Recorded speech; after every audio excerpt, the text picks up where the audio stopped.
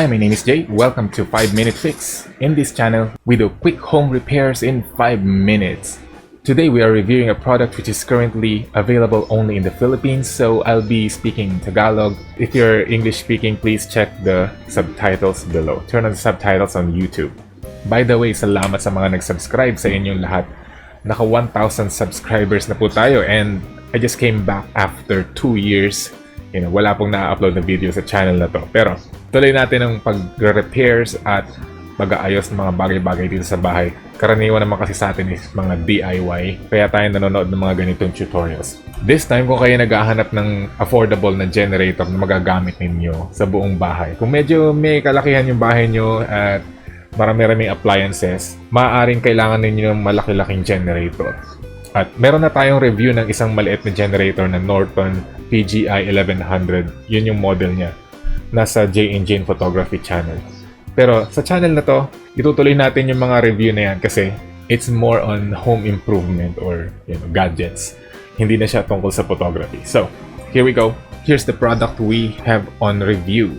It's called the Norton Digital Inverter Gasoline Generator PGi3500. Talagang 3,500 yung comfortable ko sabihin dito. 3,500, yan yung model niya.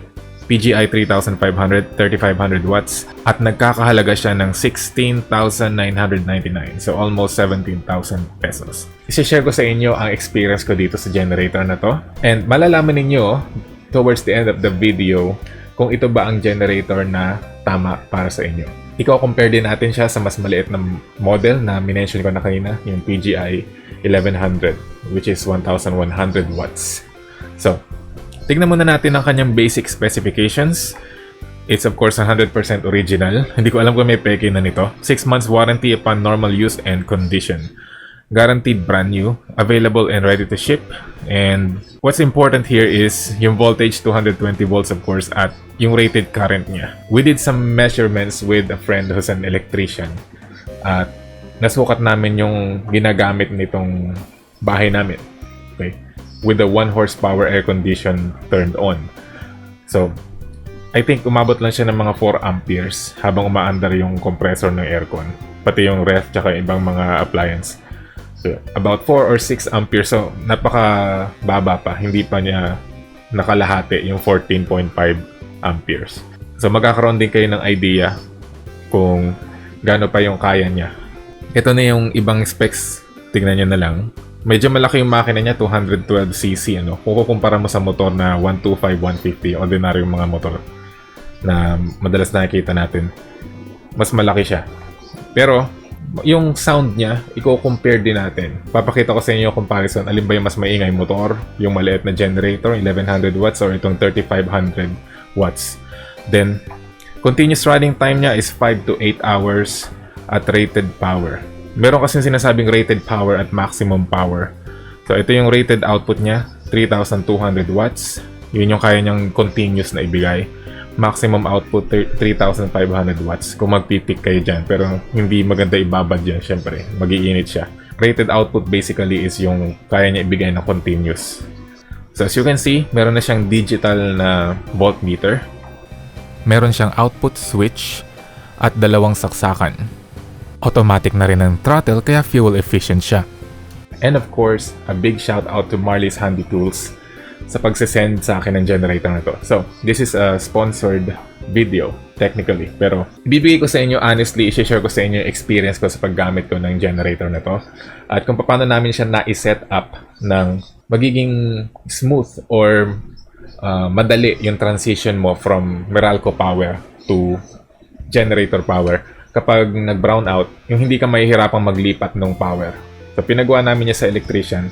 Papakita ko sa inyo yung basic kung paano siya i-connect. Pero hindi siya tutorial ha.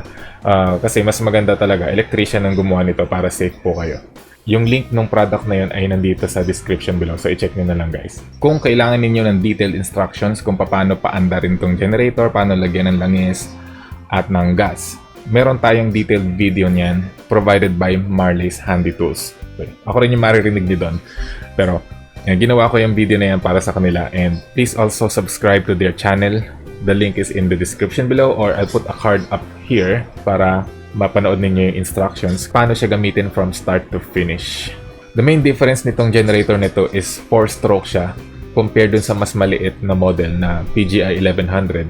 Ito ay 4-stroke, so kailangan mong bumili ng 4-stroke na langis at lalagyan mo siya ng nakahiwalay sa gas, hindi siya nakahalo. And for me, it's much more convenient kasi every time na mag-fill ka ng gasoline, purong gas lang yung ipubuhos mo para lang siyang motor or kotse. Hindi mo na kailangan na haluan siya. Parang doon sa mga lumang model na tricycle na 2-stroke. So, mas convenient siya para sa akin. Meron siyang kasamang screwdriver, merong imbudo at hose na magagamit ninyo sa paglalagay ng langis. Ito na yung may isi-share ko sa inyo na experience. Ano ba yung advantages nito compared dun sa 2-stroke model? Okay. First of all, meron kang surplus power kung sakaling lumakas yung konsumo mo habang ginagamit yung generator. Let's say, sabi nga ng electrician na nag-install ng wiring is kaya niyang paandarin kahit yung dalawang aircon namin, yung 1/2 horsepower at saka yung 1 horsepower na magkasabay. Kasi yung running amps niya is umabot lang ng 6. Then, meron ka pang sobra for starting kasi mas malakas yung starting amps ng aircon usually kung hindi naman inverter.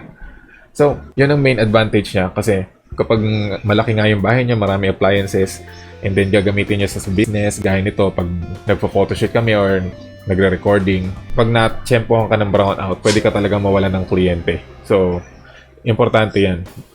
Tsaka yung automatic transfer switch. Malaking convenience kasi hindi mo na kailangan na hugutin pa yung wire o isaksak mo pa, ilipat mo pa yung kuryente ng lahat ng appliances mo sa isang extension cord. Naka-wiring na siya. So, malaking ginhawa siya sakaling mag-brown out. Yan, magta-transfer na siya kung saan may power. Kung may power sa genset, in-start mo yung generator, yan, lilipat siya dun sa genset power. Then, pag nagkaroon ng power yung Meralco, kusa siyang lilipat sa Meralco, pwede mo nang patayin yung genset, hindi na mapuputol yung takbo ng kuryente. So, napakaganda nitong transfer switch na to na pina-install namin. I-check nyo na lang sa description below yung link. And since this review is all about the PGi3500, kailangan din natin pag-usapan yung mga drawbacks niya. Unang-una, mahigit doble yung bigat niya kaysa dun sa 1100 watt model. Umaabot siya ng 28 kg, 30 kg sa package. Although marami siyang lamang gas, 5.7 liters ang capacity. At umaabot din siya ng 5 to 8 hours at rated power. So, maganda na yon, hindi naman siya sobrang lakas sa gas. At usually, hindi naman ganun katagal nagba-blackout. Then, it's also worth mentioning na hindi mo agad-agad siya magagamit kapag in-unbox mo siya kasi yung plug niya, hindi mo pwedeng saksakan ng kahit anong appliance, hindi ordinary yung socket niya. Meron din naman siyang kasamang dalawang plug na pwede nyong lagyan ng extension cord or ipa-wiring nyo nga sa technician or sa electrician. Isa pang napakalaking advantage itong model na to is pure sine wave ang gine-generate niya. Hindi siya kagaya ng maliit na model na modified sine wave. So, mas smooth yung labas ng kuryente at hindi siya nagdudulot ng noise gaya nung napanood ninyo dun sa review ng maliit na genset model, yung PGi1100. Meron siyang noise na lumalabas sa speaker. Pero ito, hindi siya nangyari. Mas smooth yung kanyang output. Yan yung tinatawag na pure sine wave. Isama na rin natin yung test kung gaano ba siya kaingay. At first, sinubukan kong i-measure yung decibels niya using an app sa aking cellphone. Later on, I realized na hindi pala siya reliable kasi hindi naman siya naka-rooted dun sa cellphone. Hindi siya rooted, hindi niya nababypass yung microphone control ng cellphone. Naka-optimize siya for voice pag tumatawag, syempre. Or kapag ginagamit mo siguro yung camera, maaari naka-optimize siya for picking up sounds, ambient sound. Pero hindi siya pang sukat kasi kino-control niya yung volume para hindi sumobrang lakas ng nire-record mo or nung sa tinatawagan mo. Hindi siya mag-distort pag sumobra yung lakas. So, pointless na gumamit ka ng measuring app kung yung app na yun is hindi naman niya nababypass yung automatic volume control ng microphone. Since wala naman akong talagang professional measuring device para sa decibels or sa sound, yan, binidyo ko yung camera habang nire-record niya yung sound. Nakikita niyo yung palo ng metro. Yan. Hindi siya umaabot sa dilaw. Umabot man konti lang. And mako-compare niya yung sound. Tingnan niyo na lang yung metro nung camera, pagkakaiba nung lakas niya. So far, kung pandinig ko yung pag-uusapan, halos magkakasing ingay lang sila. Mas tahimik yung motor na Honda. Yung motor ko na XRM125. Mas tahimik siya ng konti. Mas muffled yung sound niya. Yung PGi1100, siya yung pinakamatalas yung tunog. Parang lata. Yan. Pero yung in terms of volume, hindi siya nagkakalayo dito sa PGi3500 na mas malaki yung tunog niya. parang mas mabase ang tunog nitong PGi3500. In terms of reliability, gaano ba siya kahirap i-start? Okay, comparatively speaking, mas madali siyang i-start kesa dito sa 2-stroke model na PGi1100. Siguro nature na rin niya na mas malaki yung engine at 4-stroke siya, mas madali siyang i-start.